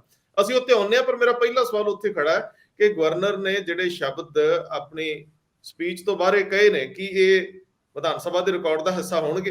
ਕਿਉਂਕਿ ਜੇ ਇਹ ਵਿਧਾਨ ਸਭਾ ਦੇ ਰਿਕਾਰਡ ਦਾ ਹਿੱਸਾ ਹੁੰਦੇ ਆ ਤੇ ਇਹ ਬੜੀ ਦੂਰ ਤੱਕ ਇਹਨਾਂ ਦਾ ਜ਼ਿਕਰ ਹੁੰਦਾ ਰਹੂਗਾ। ਕੀ ਸਪੀਕਰ ਆਪਣੀ ਮਰਜ਼ੀ ਨਾਲ ਇਹਨਾਂ ਨੂੰ ਕੱਢ ਸਕਦੇ, ਜਾਂ ਪਾਰਟੀ ਦੇ ਨਜ਼ਰੀਏ ਤੋਂ ਕੱਲ ਨੂੰ ਇਹ, ਕਿਉਂਕਿ ਸਾਰੇ ਮਾਮਲੇ ਕੋਰਟਾਂ 'ਚ ਵੀ ਜਾ ਸਕਦੇ ਆ। ਜਿਸ ਤਰੀਕੇ ਨਾਲ ਮੁੱਖ ਮੰਤਰੀ ਨੇ ਜਵਾਬ ਦਿੱਤਾ ਸੀਗਾ ਕਿ ਤੁਸੀਂ ਕੌਣ ਹੋ ਜਾਂ ਤੁਹਾਡੀ ਯੋਗਤਾ ਕੀ ਆ, ਤੁਹਾਨੂੰ ਰੱਖਣ ਦੀ ਪ੍ਰਕਿਰਿਆ ਕੀ ਆ, ਇਹ ਲਿਖਤ ਵਿੱਚ ਹੱਥ ਵੱਢ ਕੇ ਦੇਣ ਵਾਲੀ ਗੱਲ ਕੀਤੀ ਸੀ। ਤੇ ਇਸ ਵਾਰੀ ਗਵਰਨਰ ਸਾਹਿਬ ਆਪਣੇ ਹੱਥ ਵੱਢ ਕੇ ਅਸੈਂਬਲੀ 'ਚ ਦੇ ਆਏ ਆ। ਉਹ ਸਾਰੀਆਂ ਗੱਲਾਂ ਵਿਧਾਨ ਤੋਂ ਪਰੇ ਜਾ ਕੇ ਜੇ ਕਰ ਆਏ ਆ, ਤੇ ਕੀ ਆਮ ਆਦਮੀ ਪਾਰਟੀ ਵੱਲੋਂ ਹੀ ਸਪੀਕਰ ਨੇ ਸੰਧਵਾ ਤੇ ਪਾਰਟੀ ਦੇ ਪੁਰਾਣੇ ਵਫਾਦਾਰ ਨੇ? ਵੱਖਰੀ ਗੱਲ ਆ, ਸਪੀਕਰ ਦਾ ਕੋਈ ਪਾਰਟੀ ਨਹੀਂ ਕਹਿੰਦੇ ਹੁੰਦੀ, ਪਰ ਇੱਥੇ ਪਾਰਟੀ ਤੋਂ ਪਤਾ ਸਪੀਕਰ ਹੁੰਦਾ ਵੀ ਨਹੀਂ। ਜਿਹਦੀ ਧਿਰ ਦਾ ਹੁੰਦਾ ਉਹਦੇ ਨਾਲ ਹੀ ਚੱਲਦਾ ਹੈ। ਸੋ ਸਪੀਕਰ ਸਾਹਿਬ ਇਹਨੂੰ ਇੱਕ ਮੌਕੇ ਵਜੋਂ ਵਰਤਣ ਲਈ ਰਿਕਾਰਡ 'ਚ ਰੱਖ ਲੈਣਗੇ ਜੀ? ਨਹੀਂ, ਮੈਨੂੰ ਨਹੀਂ ਲੱਗਦਾ ਕਿ ਸਪੀਕਰ ਗਵਰਨਰ ਵੱਲੋਂ ਬੋਲਿਆ ਕੋਈ ਐਕਸਪੰਜ ਕਰਨਗੇ ਜਾਂ ਉਹਨੂੰ ਰੱਖ ਦੇਣਗੇ। ਫਿਰ ਇੱਕ ਨਵਾਂ ਪੰਗਾ, ਨਵਾਂ ਗੱਲ ਹੋਰ ਸ਼ੁਰੂ ਹੋ ਜਾਏਗੀ। ਔਰ ਜਾਂ ਤਾਂ ਉਹਨੂੰ ਫਿਰ ਤੁਹਾਨੂੰ ਇੱਕ ਡਿਬੇਟ ਨਵੀਂ ਚਲਾਉਣੀ ਉਹ ਪਏਗੀ ਕਿ ਉਹਨੇ ਐਕਸਟਰਾ ਪਾਰਲੀਮੈਂਟਰੀ ਸ਼ਬਦ ਯੂਜ਼ ਕੀਤੇ, ਜਾਂ ਆਹ ਲਾ ਉਹਦੇ ਤੇ ਲਾਗੂ ਹੁੰਦਾ ਹੈ ਵੀ ਗਵਰਨਰ ਇਸ ਕੰਡੀਸ਼ਨ ਦੇ ਤਹਿਤ। ਇੱਕ ਹੁੰਦੀ ਹੈ ਰਵਾਇਤ ਟੁੱਟਣੀ ਅਲੱਗ ਚੀਜ਼ ਹੈ, ਇੱਕ ਹੁੰਦਾ ਰੂਲ ਔਰ ਲਾ ਦੇ ਦਾਇਰੇ ਦੇ ਵਿੱਚ ਕੁਝ ਸ਼ਬਦਾਵਲੀ ਜਾਂ ਕੁਝ ਸੈਂਟੈਂਸ ਤੁਸੀਂ ਬੋਲਦੇ ਹੋ ਤਾਂ ਤੁਹਾਨੂੰ ਉਹ ਰੂਲ ਤੇ ਉਹ ਬਕਾਇਦਾ ਕੋਟ ਕਰਨਾ ਪੈਂਦਾ ਨਾ। ਗਵਰਨਰ ਵੀ ਇੱਕ ਸਟੇਟਸ ਹੈ ਤੇ ਪਹਿਲਾ ਸੈਸ਼ਨ ਉਸੇ ਤਰ੍ਹਾਂ ਉਹ ਐਡਰੈਸ ਕਰਦੇ ਨੇ ਤੇ ਆਪਣੇ ਤਰੀਕੇ ਨਾਲ ਕਰਦੇ ਨੇ, ਤੇ ਸਪੀਕਰ ਸਾਹਿਬ ਕਿਹੜੇ ਰੂਲ ਦੇ ਤਹਿਤ ਉਹ ਐਕਸਪੰਜ ਕਰਨਗੇ, ਕੀ ਕਰਨਗੇ, ਇਹ ਤਾਂ ਫਿਰ ਇੱਕ ਵੱਡੀ ਡਿਬੇਟ ਹੋਰ ਤਰ੍ਹਾਂ ਦੀ ਇੱਕ ਲੈਵਲ ਦੀ ਸ਼ੁਰੂ ਹੋ ਜਾਣੀ ਹੈ। ਦੂਜੀ ਗੱਲ ਮੈਨੂੰ ਲੱਗਦਾ ਹੁਣ ਐਕਸਪੰਜ ਵਾਲਾ ਦੌਰ ਉਹ ਵੀ ਖਤਮ ਹੋ ਗਿਆ, ਜਦੋਂ ਲਾਈਵ ਹੋ ਰਿਹਾ ਸਾਰੇ ਕਿਤੇ, ਟੀਵੀ ਲਾਈਵ ਕਰ ਰਹੇ ਨੇ, ਬੋਲ ਰਹੇ ਨੇ, ਕੱਢ ਵੀ ਦਿਓ ਤਾਂ ਪਬਲਿਕ ਡੋਮੇਨ 'ਚ ਚੀਜ਼ਾਂ ਰਹਿੰਦੀਆਂ ਨੇ। ਇਹ ਠੀਕ ਹੈ, ਟੈਕਨੀਕਲਿਟੀ ਹੋ ਜਾਂਦੀ ਹੈ ਵੀ ਜੀ ਚਲੋ ਉੱਥੋਂ ਆਪਾਂ ਇਹਨੂੰ ਕੱਢ ਦਿਓ, ਪਰ ਮੈਨੂੰ ਨਹੀਂ ਲੱਗਦਾ ਕਿ ਸਰਕਾਰ ਇਦੋਂ ਅੱਗੇ, ਇਹਦਾ ਮਤਲਬ ਤਾਂ ਫਿਰ ਹੋਊਗੀ ਇੱਕ ਨਵੀਂ ਵਿਧਾਨ ਸਭਾ ਪਲੱਸ ਐਗਜੈਕਟਿਵ ਦੇ ਸਟੇਟ ਦੇ ਹੈਡ, ਦੋਨਾਂ ਦੇ ਵਿੱਚ ਵੀ ਇੱਕ ਆਪਸਦਾਰੀ ਦੇ ਵਿੱਚ ਇੱਕ ਡਿਬੇਟ, ਇੱਕ ਲੈਵਲ ਦਾ ਤਾਕਤਾਂ ਦਾ ਸੈਟਅਪ, ਨਵਾਂ ਡਿਬੇਟ ਖੜੀ ਹੋਣ ਦਾ ਇੱਕ ਚਾਂਸ ਹੈ। ਅਜੇ ਤਾਂ ਗਵਰਨਮੈਂਟ ਦੇ ਹੈਡ ਤੇ ਸਟੇਟ ਹੈਡ ਦੇ ਵਿੱਚ ਹੈ, ਫਿਰ ਲੈਜਿਸਲੇਚਰ ਦੇ ਹੈਡ ਦੇ ਉਹਦੇ ਵਿੱਚ ਵੀ ਹੋ ਜਾਏਗਾ। ਮੈਨੂੰ ਇਹ ਜ਼ਰੂਰ ਦੱਸ ਦਿਓ ਕਿ ਤੁਹਾਡਾ ਆਪਣਾ ਵਿਊ ਪੁਆਇੰਟ ਜਿਹੜਾ ਤੁਹਾਨੂੰ, ਕਿਉਂਕਿ ਤੁਸੀਂ ਵੀ ਦੇਖਦੇ ਰਹੇ ਨੇ ਉਹ ਚੀਜ਼ਾਂ ਨੂੰ ਬੜੀ ਨੀਝ ਲਾ ਕੇ, ਗਵਰਨਰ ਸਾਹਿਬ ਨੇ ਜਾਣ ਬੁੱਝ ਕੇ ਇਹ ਤਰੀਕਾ ਚੁਣਿਆ, ਇਸ ਤਰੀਕੇ ਨਾਲ ਵਿਧਾਨ ਸਭਾ 'ਚ ਗੱਲਾਂ ਕਰਨੀਆਂ ਉਹਨਾਂ ਨੇ ਇਹ ਚੁਣਿਆ ਕਿਉਂਕਿ ਲਾਈਵ ਹੋ ਰਿਹਾ ਸੀ, ਉਹ ਵੀ ਪੰਜਾਬ ਦੇ ਲੋਕਾਂ ਨੂੰ, ਮਤਲਬ ਸਿਆਸੀ ਨੁਕਤਾ ਨਜ਼ਰ ਸੀ ਉਹਨਾਂ ਦਾ, ਇਹ ਸਿਆਸਤ ਸੀ ਵੀ ਪੰਜਾਬ ਦੇ ਲੋਕ ਜਿਹੜੇ 3 ਕਰੋੜ ਦਾ ਜ਼ਿਕਰ ਭਗਵੰਤ ਮਾਨ ਜੀ ਕਰ ਰਹੇ, ਮੈਂ ਉਹਨਾਂ ਤੱਕ ਗੱਲ ਪਹੁੰਚਾ ਦਿਆਂ ਇਹ ਗੱਲ ਇੱਥੇ ਖੜੀ ਹੈ। ਉਹਨਾਂ ਨੇ ਉਸ ਵੇਲੇ ਇਹ ਧਿਆਨ ਨਹੀਂ ਰੱਖਿਆ ਹੋਊਗਾ ਕਿ ਇਹ ਨਹੀਂ, ਮੈਂ ਕਹਿ ਸਕਦਾ, ਇਹ ਤੁਹਾਨੂੰ ਕਿਵੇਂ ਲੱਗਿਆ ਕਿ ਉਹਨਾਂ ਨੇ ਇਹ ਫੈਸਲਾ ਕਿਵੇਂ ਕੀਤਾ ਲਗਭਗ? ਨਹੀਂ, ਬਿਲਕੁਲ ਉਹਦੇ ਚੋਂ ਨਜ਼ਰ ਇਹ ਆ ਰਿਹਾ ਕਿ ਗਵਰਨਰ ਸਾਹਿਬ ਦੀ ਜਿਹੜੀ ਬਾਡੀ ਲੈਂਗੁਏਜ ਵੀ ਹੈ, ਜਦੋਂ ਬੋਲ ਵੀ ਰਹੇ ਨੇ ਸਾਰੇ, ਉਹ ਅੰਦਰੋਂ ਖੁਸ਼ ਨਹੀਂ ਹੈ ਇਸ ਗੱਲ ਕਰਕੇ ਕਿ ਅਜੇ ਮੇਰੀ ਤਾਂ ਚੱਲੀ ਨਹੀਂ, ਸੈਸ਼ਨ ਤਾਂ ਹੋ ਗਿਆ। ਸੁਪਰੀਮ ਕੋਰਟ ਦੇ ਵਿੱਚ ਵੀ ਹਾਲਾਂਕਿ ਦੋਨਾਂ ਨੂੰ ਹਦਾਇਤ ਕੀਤੀ ਹੈ ਕਿ ਤੁਸੀਂ ਇਨਫੋਰਮੇਸ਼ਨ ਦੀ ਵੀ ਦਿਓਗੇ, ਤੇ ਇਸੇ ਲਈ ਉਹਨਾਂ ਨੇ ਉਸ ਮੁੱਦੇ ਨੂੰ ਉਠਾਇਆ ਬਾਰ-ਬਾਰ। ਉਹ ਇਕੱਲੇ ਉਹ ਮੁੱਦੇ ਨੂੰ ਨਹੀਂ ਉਠਾਇਆ, ਅੱਗੇ ਨਿੱਜੀ ਟ੍ਰਾਂਸਪੇਰੈਂਸੀ ਤੱਕ ਚਲੇ ਗਏ, ਬਾਕੀ ਤੱਕ। ਇਹਦਾ ਮਤਲਬ ਚੂੜੀ ਵੱਢਣਾ ਜਿਵੇਂ ਆਪਾਂ ਕਹਿੰਦੇ ਆ ਨਾ, ਕੁਝ ਗੱਲ ਵੀ ਅੱਗੇ ਵੀ ਚੀਜ਼ ਬਣੇ, ਕਿਸੇ ਦੇ ਮਾੜਾ ਮੋਟਾ ਜਾਏ ਕਿਸੇ ਨਾ ਕਿਸੇ ਤਰੀਕੇ ਨਾਲ, ਬਿਨਾਂ ਸੋਚੇ ਸਮਝੇ। ਔਰ ਉਹ ਗੱਲ ਕਿੱਥੇ ਕਹਿਣੀ ਹੈ, ਇਹ ਵੀ ਤਾਂ ਇੱਕ ਗੱਲ ਹੈ ਨਾ। ਇੱਕ ਗੱਲ ਦੇਖੋ, ਤੁਸੀਂ ਪਹਿਲਾਂ ਕਹੀ ਹੈ ਜਦੋਂ ਆਪੋਜੀਸ਼ਨ ਆਪਣੀ ਗੱਲ ਕਰ ਰਹੀ ਹੈ, ਦੂਜੀ ਗੱਲ ਬਿਲਕੁਲ ਲਾਸਟ ਤੇ ਜਾ ਕੇ ਕਹਿੰਦੇ ਨੇ ਉਹ, ਜਦੋਂ ਵੀ ਹੁਣ ਜਾਂਦੇ ਜਾਂਦੇ ਇੱਕ ਨਸੀਹਤ ਦੇ ਕੇ ਜਾਈਏ, ਔਰ ਉਹਨਾਂ ਨੇ ਇਹ ਕਹਿਤਾ ਮੈਂ ਵੱਡਾ ਹੋਣ ਦੇ ਨਾਤੇ ਦੇ ਰਿਹਾ, ਉਹ ਗਵਰਨਰ ਹੋਣ ਦੇ ਨਾਤੇ ਨਹੀਂ, ਉਹਨਾਂ ਨੇ ਕਿਹਾ ਮੈਂ ਤੁਹਾਡੇ ਸਾਰਿਆਂ ਤੋਂ ਵੱਡਾ ਹੋਣ ਦੇ ਨਾਤੇ ਤੁਹਾਨੂੰ ਮੈਨੂੰ ਹਰ ਹੱਕ ਹੈ, we have every right to advise you, ਕਹਿੰਦੇ ਵੀ ਮੈਨੂੰ ਹਰ ਹੱਕ ਹੈ ਤੁਹਾਨੂੰ ਸਲਾਹ ਦੇਣ ਦਾ, ਤੇ ਤੁਹਾਡੀ ਜ਼ਿੰਮੇਵਾਰੀ ਹੈ ਕਿ ਸਲਾਹ ਮੰਨੋ। ਇਹ ਅਥਾਰਟੇਟਿਵ ਇੱਕ ਆਈਡੀਆ ਵੀ ਹੈ, ਤੇ ਇੱਕ ਬਜ਼ੁਰਗੀ ਦੇ ਲਵਾਦੇ ਚ ਪੇਸ਼ ਕਰਕੇ ਤੁਸੀਂ ਚਾਹੇ ਉਹ ਗੱਲ ਕਰ ਰਹੇ ਹੋ। ਤੇ ਜਿਹੜਾ ਨਿੱਜੀ ਵੀ ਗੱਲ ਕਹਿਣਾ ਹੈ ਕਿ ਨਿੱਜੀ ਤੌਰ ਤੇ ਵੀ ਟ੍ਰਾਂਸਪੇਰੈਂਟ ਹੋਣਾ ਜ਼ਰੂਰੀ ਹੈ, ਉਹ ਕਿਹਨੂੰ ਕਹਿ ਰਿਹਾ? ਜੇ ਕੋਈ ਬੁਰੀ ਆਦਤ ਹੋਵੇ, ਉਹ ਬੁਰੀ ਆਦਤ ਵੀ ਲੋਕਾਂ ਦੇ ਡੋਮੇਨ ਚ ਆ ਜਾਊਗੀ ਤਾਂ ਸੁਧਰ ਜਾਊਗੀ। ਹੁਣ ਬੁਰੀਆਂ ਆਦਤਾਂ ਨਿੱਜੀ ਤੌਰ ਤੇ ਉਹ ਕਿਹਦੇ ਚ ਦੇਖ ਰਹੇ ਨੇ? ਇਹ ਵੀ ਤਾਂ ਇੱਕ ਨਵਾਂ ਸਵਾਲ ਪੈਦਾ ਹੋ ਗਿਆ ਨਾ ਵੀ ਇਹ ਕਿਉਂ ਕਹਿਣ ਦੀ ਲੋੜ ਪਈ ਕਿ ਜੇ ਨਿੱਜੀ ਤੌਰ ਤੇ ਵੀ ਕੋਈ ਬੁਰੀ ਆਦਤ ਹੁੰਦੀ ਹੈ ਤਾਂ ਵੀ ਤੁਸੀਂ ਬਿਨਾਂ ਪ੍ਰਸੰਗ ਤੋਂ ਕੋਈ ਗੱਲ, ਬਿਨਾਂ ਕਿਸੇ ਮਤਲਬ ਉਹਨਾਂ ਦੇ ਆਪਸ ਦੇ ਦਾਇਰੇ ਦੇ ਵਿੱਚ ਕੋਈ ਵਿਚਰੇ ਗੱਲ ਤੋਂ ਬਿਨਾਂ ਤਾਂ ਕੋਈ ਗੱਲ ਔੜਦੀ ਵੀ ਨਹੀਂ ਹੁੰਦੀ ਤੇ ਬੰਦਾ ਕਹਿੰਦਾ ਵੀ ਨਹੀਂ ਹੁੰਦਾ ਨਾ ਕਿ ਸਰਦਾਰ ਕੀ ਉਹਨਾਂ ਨੇ ਚੀਫ ਮਿਨਿਸਟਰ ਤੇ ਮਾਰੀ ਹੈ ਇਹ ਗੱਲ, ਕੀ ਉਹਨਾਂ ਨੇ ਕਿਤੇ ਬਾਕੀ ਗੱਲ ਕੀਤੀ ਹੈ? ਮਤਲਬ ਇਹ ਤਾਂ ਹੁਣ ਵਿਆਖਿਆ ਤਾਂ ਨਹੀਂ ਉਹਨਾਂ ਨੇ ਕੀਤੀ, ਪਰ ਇਹ ਸਵਾਲ ਬਹੁਤ ਵੱਡਾ ਹੈ ਕਿ ਤੁਸੀਂ ਇੱਥੋਂ ਤੱਕ ਚਲੇ ਜਾਂਦੇ ਹੋ ਕਿ ਪ੍ਰਸ਼ਾਸਨਿਕ ਪਾਰਦਰਸ਼ਤਾ, ਵਿਚਾਰਕ ਪਾਰਦਰਸ਼ਤਾ ਅਲੱਗ ਹੈ, ਨਿੱਜੀ ਪਾਰਦਰਸ਼ਤਾ ਵੀ ਜ਼ਰੂਰੀ ਹੈ। ਔਰ ਤਾਂ ਤੁਸੀਂ ਸੁਧਰੋਗੇ, ਨਹੀਂ ਸੁਧਰ ਨਹੀਂ ਸਕਦੇ, ਕਿਉਂਕਿ ਤਾਂ ਤੁਹਾਡੇ ਦੋਸਤ ਮਿੱਤਰ ਤੁਹਾਨੂੰ ਬੁਰੀ ਆਦਤ ਛੱਡਣ ਲਈ ਮਜਬੂਰ ਕਰਨਗੇ, ਨਹੀਂ ਤਾਂ ਬੁਰੀ ਆਦਤ ਛੁੱਟਣੀ ਨਹੀਂ। ਬੁਰੀ ਆਦਤ ਸ਼ਬਦ ਯੂਜ਼ ਕੀਤਾ ਨਾ ਕਿ ਇਕੱਲਾ ਇਹ ਵੀ ਬਾਕੀ ਦੀਆਂ ਚੀਜ਼ਾਂ ਨੇ। ਇਸ ਕਰਕੇ ਇਹ ਜਿਹੜੀਆਂ ਚੀਜ਼ਾਂ ਨੇ, ਜੇ ਮਰਿਆਦਾ ਦੇ ਐਂਗਲ ਤੋਂ ਬਾਕੀ ਗੱਲਾਂ ਦੇਖਦੇ ਹੋ ਤਾਂ ਇਹ ਸੋਚੇ ਸਮਝੇ ਤਰੀਕੇ ਨਾਲ ਹੀ ਲੱਗਦੀਆਂ ਨੇ। ਕਈਆਂ ਬਿਨਾਂ ਸੋਚੇ ਸਮਝੇ ਤਾਂ ਐਟਸ ਪੋਸਟ ਤੇ ਬੈਠਾ ਬੰਦਾ ਜਾਂ ਕੋਈ ਵੀ ਇਹੋ ਜਿਹਾ ਗੰਭੀਰ ਸਦਨ ਨੂੰ ਸੰਬੋਧਨ ਕਰਦਾ ਹੋਵੇ, ਕਿਸੇ ਸੈਮੀਨਾਰ ਨੂੰ ਵੀ ਸੰਬੋਧਨ ਕਰਦਾ ਹੋਵੇ। ਬਾਕੀ ਤੁਸੀਂ ਦੇਖੋ, ਇਹ ਤਾਂ ਜਿਹੜਾ ਪ੍ਰੋਟੋਕੋਲ ਪਤਾ ਹੀ ਹੈ ਨਾ, ਤੁਸੀਂ ਸੈਮੀਨਾਰ 'ਚ ਸੱਦ ਕੇ ਦੇਖੋ ਗਵਰਨਰ ਸਾਹਿਬ ਨੂੰ, ਕਿਤੇ ਬਾਕੀ ਸੱਦ ਕੇ ਦੇਖੋ, ਗਵਰਨਰ ਸਾਹਿਬ ਬਹੁਤ ਚਾਹੁੰਦੇ ਨੇ, ਲੋਕਾਂ ਨੂੰ ਪਤਾ ਲੱਗ ਜਾਂਦਾ ਜੇ ਉਹ ਕੁਰਸੀ ਨਹੀਂ ਆਈ ਨਾ ਤਾਂ ਗਵਰਨਰ ਸਾਹਿਬ ਨਹੀਂ ਆ ਰਹੇ, ਲੋਕ ਅੰਦਾਜ਼ਾ ਲਾ ਲੈਂਦੇ ਨੇ। ਪਹਿਲਾਂ ਕੁਰਸੀ ਜਾਂਦੀ ਆ ਉਹ ਜਿਹੜੀ ਲਾਟ ਸਾਹਿਬ ਦੀ ਰਾਜ ਸਭਾ 'ਚ ਰੱਖੀ ਹੁੰਦੀ ਆ ਕਿ ਜਿੱਥੇ ਜਾਣਗੇ ਐਸੇ ਤੇ ਬੈਠਣਗੇ। ਜੇ ਇੰਨੀ ਗੱਲ ਦਾ ਖਿਆਲ ਰੱਖਿਆ ਜਾਂਦਾ ਹੈ ਤਾਂ ਬਾਕੀ ਤਾਂ ਇਹ ਗੱਲਾਂ ਤਾਂ ਕਾਫੀ ਵੱਡੀਆਂ ਨੇ ਜਿਹੜੀਆਂ ਦਾ ਖਿਆਲ ਰੱਖਣ ਦੇ ਲਈ ਕੋਈ ਬਹੁਤ ਔਖਾ ਕੰਮ ਨਹੀਂ ਹੈ। ਔਰ ਇਹੀ ਗੱਲ ਚੀਫ ਮਿਨਿਸਟਰ ਤੋਂ ਲੋਕ ਇਹ ਕਹਿੰਦੇ ਨੇ ਕਿ ਜਿੰਨਾ ਪੈਰਾ ਫਰਨੇਰੀਆ, ਜਿੰਨੇ ਬਿਊਰੋਕਰੇਟ, ਜਿੰਨੇ ਐਡਵਾਈਜ਼ਰ, ਜਿੰਨੇ OSD, ਜਿੰਨੇ ਵੀ ਤੁਸੀਂ ਆਲੇ ਦੁਆਲੇ ਲਾਉਂਦੇ ਹੋ, ਉਹ ਸਾਰੇ ਇਸ ਗੱਲ ਤੇ ਲਾਉਂਦੇ ਵੀ ਇੱਕ ਵੀ ਗਲਤੀ ਨਾ ਹੋ ਜੇ। ਗਲਤੀ ਦੂਜਿਆਂ ਤੋਂ ਹੋਏ ਤੇ ਉਹ ਸਗੋਂ ਸੁਧਾਰਨ ਦੇ ਪਾਸੇ ਵੱਲ ਚੱਲਣ। ਇਹ ਪੋਲਿਟਿਕਸ ਦੇ ਵਿੱਚ ਇੱਕ ਜਗ੍ਹਾ ਵੀ ਹੈ, ਮੈਕੈਵਲੀਅਨ ਪੋਲਿਟਿਕਸ ਜਿਹਨੂੰ ਕਹਿੰਦੇ ਨੇ। ਮੈਕੈਵਲੀ ਨੇ ਇੱਕ ਕਿਤਾਬ ਲਿਖੀ ਦਾ ਪ੍ਰਿੰਸ। ਉਹ ਕਹਿੰਦੇ ਨੇ ਰਾਜੇ ਨੂੰ ਜਿਹੜਾ ਦੇਖਣਾ ਚਾਹੀਦਾ ਦਾਨੀ ਹੋਣ ਦਾ ਸਬੂਤ, ਬੜਾ ਹੀ ਪੀਸਫੁਲ ਹੋਣ ਦਾ, ਲੋਕਾਂ ਚ ਮਿਲ, ਚਾਹੇ ਉਹ ਸਾਰੇ ਕੰਮ ਬਲੱਡ ਸੈਡ ਕਰਾਵੇ, ਜੋ ਮਰਜ਼ੀ ਕਰਾਵੇ, ਉਹਦੇ ਕੋਲ ਬੰਦੇ ਹੋਣੇ ਚਾਹੀਦੇ ਨੇ ਜਿਨ੍ਹਾਂ ਦੇ ਮੋਢੇ ਤੇ ਉਹ ਪਾ ਦੇ, ਜਿਹਦੇ ਨਾਲ ਮਤਲਬ ਉਹ ਕਹਿੰਦੇ ਵੀ ਆਹ ਬੰਦਿਆਂ ਨੇ ਕੀਤਾ ਹੈ, ਤਾਂ ਕਿ ਸਜ਼ਾ ਦੇਣ ਲਈ ਆਪ ਬਰੀ ਹੋ ਸਕੇ ਕਿਸੇ ਨਾ ਕਿਸੇ ਰੂਪ ਚ। ਇੱਥੇ ਤਾਂ ਸੈਨਾਪਤੀ ਉਲਝ ਰਹੇ ਨੇ ਤੇ ਬੰਦਾ ਕੋਈ ਮੋਢਿਆਂ ਤੇ ਹੱਥ ਰੱਖਣ ਵਾਲਾ ਹੈ ਹੀ ਨਹੀਂ ਜਿਹਦੇ ਖਾਤੇ ਪਾ ਕੇ ਤੁਸੀਂ ਅੱਗੇ ਕੰਮ ਚਲਾ ਲਓ। ਤੇ ਪਹਿਲਾਂ ਹੀ ਜਿਵੇਂ ਕਹਿੰਦੇ ਨੇ ਰਾਜਾ ਹੀ ਮੈਦਾਨ ਚ ਉਤਰ ਰਿਹਾ ਹੈ। ਉਹ ਜਿਹੜੇ ਘੋੜੇ ਹੁੰਦੇ ਨੇ ਸਤਰੰਜ ਦੀ ਖੇਡ ਚੋਂ ਪਤਾ ਨਹੀਂ ਕਿੱਥੇ ਨੇ, ਉਹ ਕਿਤੇ ਦਿਖਾਈ ਜਾਂ ਉਹਨੇ ਜੋਗੇ ਨਹੀਂ ਹੈ, ਤੁਹਾਡੇ ਕੋਲ ਘੋੜੇ ਹਾਥੀ ਹੈ ਹੀ ਨਹੀਂ ਹੈ। ਤੇ ਬਾਕੀ ਦੀਆਂ ਚੀਜ਼ਾਂ ਪਹਿਲਾਂ ਉਹ ਸਿਰਜਣੇ ਵੀ ਪੈਂਦੇ ਨੇ, ਉਹ ਬੰਦੇ ਉੱਡੇ ਬਣਾਉਣੇ ਵੀ ਪੈਂਦੇ ਨੇ। ਜੇ ਲੜਾਈ ਚੀਫ ਮਿਨਿਸਟਰ ਤੇ ਉਹਦੇ ਚ ਮੰਤਰੀ ਕੋਈ ਬੋਲਦਾ ਸੁਣਿਆ, ਕੋਈ ਪੋਲੀਟੀਕਲੀ ਬਾਕੀ ਬੰਦਾ ਬੋਲਦਾ ਸੁਣਿਆ, ਇਹ ਵੀ ਇੱਕ ਮਤਲਬ ਮੇਰੇ ਖਿਆਲ ਨਾਲ ਸਪੋਰਟ ਬੇਸ ਜਿਹੜਾ ਉਹ ਵੀਕ ਦਿਖਾਈ ਦੇ ਰਿਹਾ ਉਸ ਮਾਮਲੇ ਚ। ਸਰਦਾਰ ਜਗਤਾਰ ਸਿੰਘ ਜੀ, ਸੁਰਜੀਤ ਬਿੰਦਰੀ ਅੱਖੇ ਦਾ ਇੱਕ ਗੀਤ ਸੀਗਾ, ਗੱਲ ਤੋਰਨੀ ਤੇ ਨਹੀਂ ਸੀ ਗੱਲ ਤੋਰਦੀ, ਵਿੱਕੀ ਦੇ ਨਾਲ ਤੁਰ ਪਈ ਤੇ ਤੁਰੀ ਸੁਣਾਇਆ ਵੇ ਗਿਆ, ਲੂਣ ਖਾ ਕੇ ਹਰਾਮ ਕੀਤਾ ਘਰ ਦਾ ਤੂੰ ਸਾਡੇ, ਮੁੱਲ ਚੋਰੀ ਦਾ ਤਾਂ ਤੇਰੇ ਕੋਲੋਂ ਪਾਇਆ ਨਾ ਗਿਆ। ਮੈਨੂੰ ਲੱਗਦਾ ਦੋਵੇਂ ਇੱਕ ਦੂਜੇ ਦਾ ਮੁੱਲ ਪਾ ਨਹੀਂ ਰਹੇ। ਜਦੋਂ ਗਵਰਨਰ ਸਾਹਿਬ ਨੇ ਕੁਲਦੀਪ ਸਿੰਘ ਚਾਹਲ ਚੰਡੀਗੜ੍ਹ ਦੇ ਐਸਐਸਪੀ ਸੰਬੰਧੀ ਕੁਝ ਗੱਲਾਂ ਕੀਤੀਆਂ ਸੀ ਨਾ ਉਹਨਾਂ ਦੇ ਕੰਡਕਟ ਨੂੰ ਲੈ ਕੇ, ਤੇ ਉਦੋਂ ਰੌਲਾ ਪਿਆ ਸੀ, ਰਿਟਰਨ ਚ ਕੀਤੀਆਂ ਸੀ, ਸਰਕਾਰ ਨੇ ਜਾਂਚ ਉਂਚ ਕੋਈ ਨਹੀਂ ਕਰਾਈ, ਸਗੋਂ ਉਹਨਾਂ ਨੂੰ ਜਲੰਧਰ ਦਾ ਸੀਪੀ ਲਾਤਾ। ਅਜੇ ਉਹਨਾਂ ਦੀ ਪ੍ਰਮੋਸ਼ਨ ਡੀਆਈਜੀ ਵਜੋਂ ਹੋਈ ਵੀ ਨਹੀਂ ਸੀ। ਆਮ ਤੌਰ ਤੇ ਮੰਨਿਆ ਜਾਂਦਾ ਕਿ ਡੀਆਈਜੀ ਪੱਧਰ ਦੇ ਅਧਿਕਾਰੀ ਜਾਂ ਆਈਜੀ ਪੱਧਰ ਦੇ ਅਧਿਕਾਰੀ ਜਿਹੜੇ ਆ ਉਹੀ ਲੱਗਦੇ ਆ ਸੀਪੀ। ਹੁਣ ਸਵਾਲ ਇਸ ਤੋਂ ਵੱਡਾ ਹੈ ਕਿ ਜਦੋਂ ਉਹਨਾਂ ਨੇ ਵਿਅਕਤੀਗਤ ਰਾਏ ਪ੍ਰਗਟ ਕੀਤੀ ਹੈ, ਜਦੋਂ ਉਹਨਾਂ ਨੇ ਨੈਤਿਕਤਾ ਦਿਖਾਈ ਹੈ, ਬਜ਼ੁਰਗੀ ਦਿਖਾਈ ਹੈ, ਤੇ ਇਸ ਬਜ਼ੁਰਗੀ ਨੂੰ ਮੋਟੇ ਤੌਰ ਤੇ ਮੰਨਿਆ ਜਾਂਦਾ ਯਾਰ ਕ੍ਰਿਟਿਸਾਈਜ਼ ਕਰਨ ਦੀ ਕੀ ਲੋੜ। ਅਗਲੇ ਨੇ ਕਿਹਾ ਮੈਂ ਬਜ਼ੁਰਗ ਹਾਂ, ਮੈਂ ਬਜ਼ੁਰਗ ਦੀ ਹੈਸੀਅਤ ਤੁਹਾਨੂੰ ਸਲਾਹ ਦੇ ਸਕਦਾ, ਤੁਹਾਡਾ ਮੰਨਣਾ ਫਰਜ਼ ਹੈ, ਮਤਲਬ ਸਲਾਹ ਦੇ ਸਕਦਾ ਹੈ, ਲੇਕਿਨ ਤੁਹਾਡਾ ਮੰਨਣਾ ਡਿਊਟੀ ਹੈ, ਪਾਬੰਦੀ ਹੈ। ਇਹ ਗਵਰਨਰ ਵਾਲੀ ਭਾਸ਼ਾ ਵੀ ਹੈਗੀ ਹੈ ਨਾਲ। ਇਹਨਾਂ ਦੋਨਾਂ ਚੀਜ਼ਾਂ ਨੂੰ ਰਲਗੱਟ ਵੀ ਕਰ ਸਕਦੇ ਆ, ਨਖੇੜ ਕੇ ਵੀ ਦੇਖ ਸਕਦੇ ਆ, ਪਰ ਮੈਨੂੰ ਮੋਟੇ ਤੌਰ ਤੇ ਸਮਝ ਨਹੀਂ ਆਉਂਦੀ ਕਿ ਇਹਦਾ ਹੁਣ ਜਵਾਬ ਕੀ ਆਊਗਾ। ਇਹਦੇ ਉੱਤੇ ਕੀ ਸਰਕਾਰ ਵੱਲੋਂ ਜਵਾਬ ਆਊ ਕੋਈ, ਜਾਂ ਚੁੱਪ ਕਰਕੇ ਗੁਜ਼ਾਰਾ ਜਿਹਾ ਕਰਨ ਵਾਲੀ ਨੀਤੀ ਹੈ ਕਿ ਠੰਡੇ ਪਾਣੀ ਨਾਲ ਨਹਾ ਲੈਨੇ ਜੀ? ਨਹੀਂ, ਇਹ ਗਵਰਨਰ ਦਾ ਕੋਈ ਹੱਕ ਨਹੀਂ। ਮੈਂ ਹੱਕ ਦੀ ਗੱਲ ਕਰਦਾ ਇੱਥੇ। ਹੁਣ ਨਾ ਰੋਲ ਹੈ ਕਿ ਬਜ਼ੁਰਗੀ ਦੇ ਲੈਵਲ ਤੇ ਐਡਵਾਈਸ ਕਰਨ ਦਾ। ਹੋ ਸਕਦਾ ਹੈ ਕਿ ਇਸ ਹਾਊਸ ਦੇ ਵਿੱਚ ਉਹਨਾਂ ਤੋਂ ਵੀ ਸੀਨੀਅਰ ਬੰਦੇ ਬੈਠੇ ਹੋਣ, ਮੈਨੂੰ ਪਤਾ ਨਹੀਂ ਇਸ ਚੀਜ਼ ਦਾ। ਹਾਂਜੀ, ਤੇ ਇਹਨਾਂ ਤੋਂ ਜ਼ਿਆਦਾ ਵੀ ਐਕਸਪੀਰੀਅੰਸ ਹੋਵੇ। ਸਾਡੇ ਪ੍ਰਕਾਸ਼ ਸਿੰਘ ਬਾਦਲ ਹੋਰਾਂ ਦਾ ਐਕਸਪੀਰੀਅੰਸ ਹਿੰਦੁਸਤਾਨ ਦੇ ਵਿੱਚ ਉਹ ਇੰਨਾ ਕਿਸੇ ਦਾ ਵੀ ਨਹੀਂ ਇਸ ਵੇਲੇ ਮੇਰੇ ਖਿਆਲ ਦੇ ਵਿੱਚ। ਤੇ ਇਹ ਪਰਸਨਲ ਲੈਵਲ ਤੇ ਗੱਲਾਂ ਨਹੀਂ ਹੋਇਆ ਕਰਸੀਆਂ। ਆਪਣਾ ਪਰਸੋਨਾ ਉਹਨਾਂ ਨੇ ਇਸ ਹਾਊਸ ਦੇ ਵਿੱਚ ਅੱਜ ਲਿਆਂਦਾ ਹੈ। ਇਹ ਬਿਲਕੁਲ ਮੇਰੇ ਖਿਆਲ ਦੇ ਵਿੱਚ ਗਲਤ ਗੱਲ ਹੈ। ਇਹ ਰਵਾਇਤ ਨਹੀਂ ਪੈਣੀ ਚਾਹੀਦੀ। ਦੂਜੀ ਗੱਲ ਜਿਹੜੀ ਉਹਨਾਂ ਨੇ ਨਿੱਜੀ ਆਰਤਾਂ ਦੀ ਗੱਲ ਕੀਤੀ ਹੈ, ਇਹ ਬਿਲੋ ਦੀ ਬੈਲਟ ਅਟੈਕ। ਜੇ ਆਪਾਂ ਖੁੱਲ ਕੇ ਗੱਲ ਕਰੀਏ, ਗੱਲ ਦਾਰੂ ਦੀ ਹੋ ਰਹੀ ਹੈ। ਤੇ ਦਾਰੂ ਤਾਂ ਕੈਪਟਨ ਅਮਰਿੰਦਰ ਸਿੰਘ ਵੀ ਪੀਂਦੇ ਸੀਗੇ, ਤੇ ਉਹਨਾਂ ਦੇ ਦੋਸਤ ਵੀ ਉਹਨਾਂ ਦੇ ਘਰ ਹੀ ਰਹਿੰਦੇ ਸੀ ਪਾਕਿਸਤਾਨ ਤੋਂ ਆਏ ਤੇ। ਮੈਂ ਗੱਲ ਕਰਨੀ ਨਹੀਂ ਸੀ ਚਾਹੁੰਦਾ, ਲੇਕਿਨ ਹੁਣ ਕਿਉਂਕਿ ਗੱਲ ਤੁਰ ਪਈ ਤਾਂ ਆਪਾਂ ਕਰ ਦਿੰਦੇ ਹਾਂ।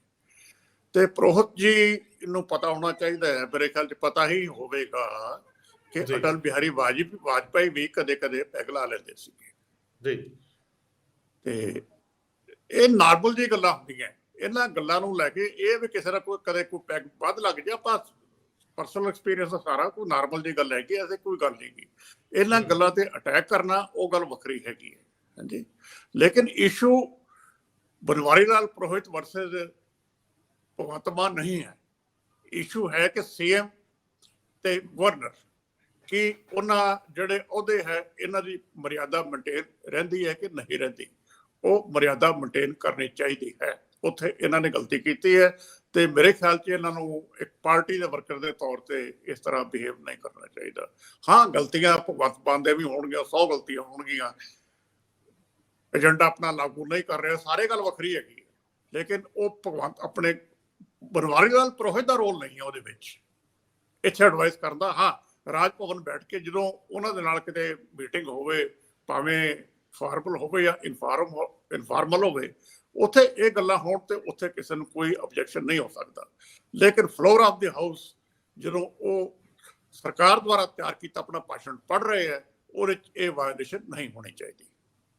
ਇਹ ਤੁਸੀਂ ਬੜੀ ਅਹਿਮ ਗੱਲ ਕੀਤੀ ਔਰ ਤੁਸੀਂ ਤਾਂ ਸਭ ਕੁਝ ਕਲੀਅਰ ਹੀ ਕਰਤਾ ਕਿ ਹੋਰ ਤੁਸੀਂ ਕਹਿ ਵੀ ਕੀ ਸਕਦੇ ਹੋ। ਉਹੀ ਗੱਲ ਜਿਹੜੀ ਵਿਰੋਧੀ ਵੀ ਕਹਿ ਰਹੇ ਸੀ। ਫਿਰ ਉਸ ਪੋਲਿਟਿਕਸ ਦਾ ਹਿੱਸਾ ਜੇਕਰ ਤੁਸੀਂ ਇੱਕ ਸੰਵਿਧਾਨਕ ਪੋਸਟ ਉੱਪਰ ਬੈਠ ਕੇ ਹੋ ਜਾਂਦੇ ਹੋ ਤਾਂ ਫਿਰ ਤੁਹਾਨੂੰ ਕੱਲ ਨੂੰ ਆਲੋਚਨਾ ਦਾ ਸਾਹਮਣਾ ਕਰਨਾ ਪਊਗਾ। ਔਰ ਇਹ ਆਲੋਚਨਾ ਤਿੱਖੀ ਵੀ ਹੋ ਸਕਦੀ ਆ, ਇਹ ਆਲੋਚਨਾ ਨਿੱਜੀ ਵੀ ਹੋ ਸਕਦੀ ਆ, ਔਰ ਫਿਰ ਉਸ ਤੋਂ ਬਾਅਦ ਇਹ ਟਕਰਾਅ ਵੱਡੇ ਹੋ ਜਾਂਦੇ ਜਿਹਦੀ ਸਟੇਟ ਨੂੰ ਭੁਗਤਣਾ ਪੈਂਦਾ ਹੈ। ਔਰ ਤਕਲੀਫ ਇਹ ਹੁੰਦੀ ਹੈ ਕਿ ਫਿਰ ਕੇਂਦਰ ਬਨਾਮ ਸਟੇਟ ਹੋ ਜਾਂਦਾ, ਫੰਡਸ ਰੁਕ ਜਾਂਦੇ ਆ, ਬਾਂਹ ਮਰੋੜੀ ਜਾਂਦੀ, ਕਈ ਗੱਲਾਂ ਇਹ ਰੌਲੇ ਪੈਂਦੇ ਆ ਪੋਲੀਟੀਕਲ ਪਾਰਟੀਆਂ ਵੱਲੋਂ ਕਿ ਇਹ ਕੁਝ ਹੋ ਰਿਹਾ।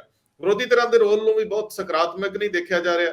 ਵਿਰੋਧੀ ਧਿਰਾਂ ਦਾ ਰੋਲ ਵੀ ਫੈਡਰਲ ਨਜ਼ਰੀਏ ਤੋਂ ਥੋੜਾ ਟੇਢਾ ਹੋ ਜਾਂਦਾ, ਜਿੱਥੇ ਉਹਨਾਂ ਨੂੰ ਵਾਰਾ ਖਾਂਦਾ ਉੱਥੇ ਜਾ ਕੇ ਉਹ ਗਵਰਨਰ ਨੂੰ ਤਾਕਤਵਰ ਬਣਾਉਣ ਲਈ ਆਪਣੇ ਹੱਥ ਵੱਢ ਕੇ ਦੇ ਆਉਂਦੇ ਆ। ਸਾਡੇ ਮੁੱਖ ਮੰਤਰੀ ਸਾਹਿਬ ਆਪਣੇ ਕੱਚ ਘਰੜ ਸਲਾਹਕਾਰਾਂ ਕਰਕੇ ਗਲਤੀਆਂ ਖਾ ਜਾਂਦੇ ਆ, ਔਰ ਗਵਰਨਰ ਸਾਹਿਬ ਜਾਣਬੁੱਝ ਕੇ ਇਸ ਤਰ੍ਹਾਂ ਦੀ ਸਥਿਤੀ, ਕਿਉਂਕਿ ਜਿੱਥੇ ਵੀ ਭਾਜਪਾ ਦੀ ਸਰਕਾਰ ਨਹੀਂ ਉਹਨਾਂ ਸਾਰੇ ਰਾਜਾਂ ਚ ਇੰਝ ਹੈ, ਤੇ ਇਹਨੂੰ ਇਸ ਨਜ਼ਰੀਏ ਨਾਲ ਦੇਖਣਾ ਬੜਾ ਸੁਭਾਵਿਕ ਲੱਗਦਾ। ਸਰਦਾਰ ਹਰਮੀਤ ਸਿੰਘ ਜੀ, ਆਖਰੀ ਰਾਉਂਡ ਲੈਂਦੇ ਆ, ਬਹੁਤ ਛੋਟਾ ਜਿਹਾ ਸੰਖੇਪ ਜਿਹਾ।